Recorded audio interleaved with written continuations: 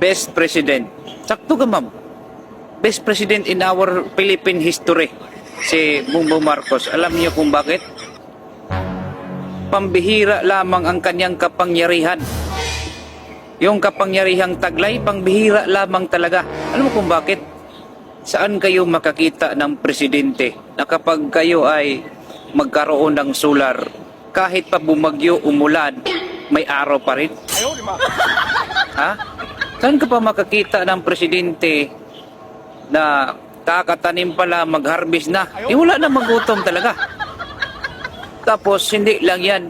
Saan ka makakita ng presidente na merong 500 billion flood control project pero wala tayong nakikita?